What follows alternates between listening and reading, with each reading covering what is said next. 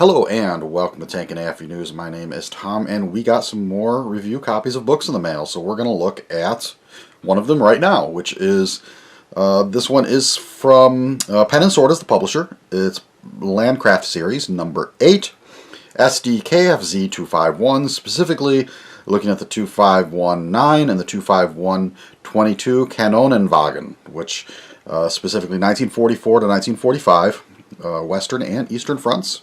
German Army and the Waffen-SS. This one's by Dennis Oliver, who I believe has written some other titles in this series. I know I've reviewed some of them, but it's been a little while.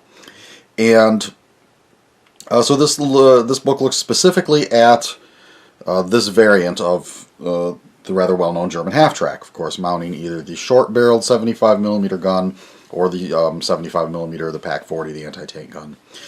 So let's see what we have here. Just so people get an idea, about that thick. Obviously a soft cover, sort of regular kind of magazine format size. As we go into it, no wasted space. So you got the index right here on the front cover, so that's nice. And, you know, nobody wants to pay for blank pages, right? And it starts off with an introduction, just giving a history of the vehicles and how they're used. No need to get too far into that. And then it has here dates, the different types of half-tracks that were used, and when they were converted, and what type of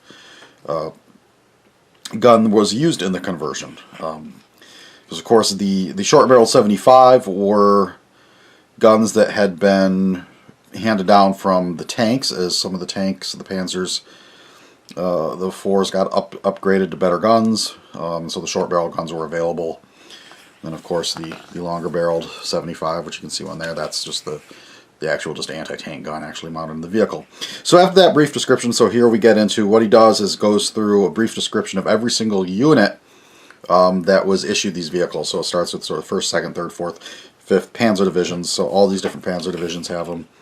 And he gives a brief synopsis for each unit, how many they had, where they were used, and whatever. Here we have some diagrams of different unit organizations, and picture more descriptions of units and photos of vehicles. Okay, here we've gone through most of the Panzer divisions. Now we're into Panzer brigades, because of course late in the war they did start coming up with these sort of Panzer brigades that were kind of stripped down tank elements, minus some of the supporting arms that a full division would usually have. Here we have another, so here's a diagram of how the Panzer brigades were laid out.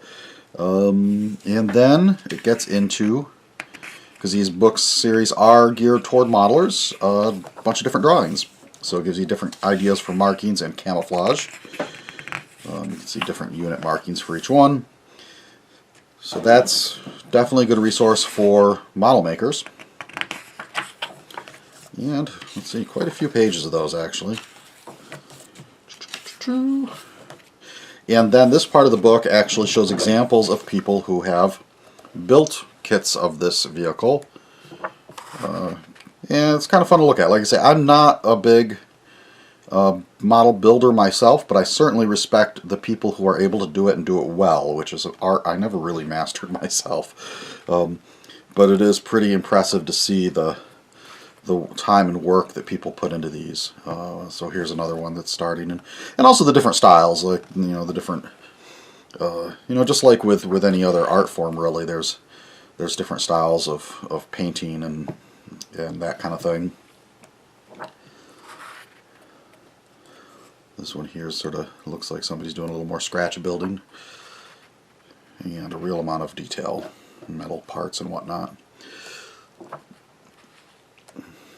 And this is pretty much par for the course, so the other books in this series are similar. So an introduction at the front, you know, history of the vehicle, organizational charts, and then the rest of the book geared more for modelers. And here you can see sort of picking up the rest of the unit descriptions.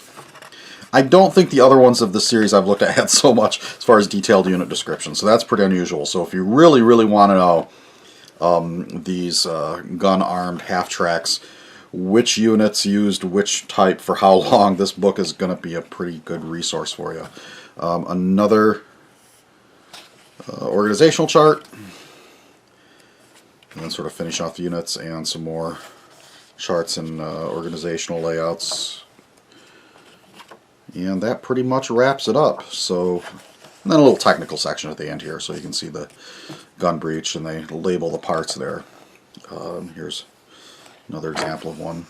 So that is pretty much it for Landcraft number 8, SDKFZ 251. It is $24.95 in the US or $16.99 in Great Britain. And here on the back you can see some of the other ones that they've had in the series. Most of them have been tanks. This is sort of the first one I think of a non-tank. You can see Tiger, Sherman, Panther, Churchill, Panzer IV.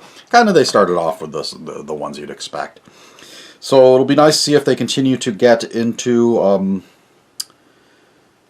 vehicles that are a little less commonly published about, because this is a nice resource on a very specific variant of the SDKFZ 251. I think that's about all I got to say on this one, so thank you to the fine folks at Casemate, and we always appreciate getting a chance to look at these. So if you are building a model of this vehicle, or you now want to after seeing this, I would suggest you go get a copy. Alright, thank you, and we'll catch you on the next one.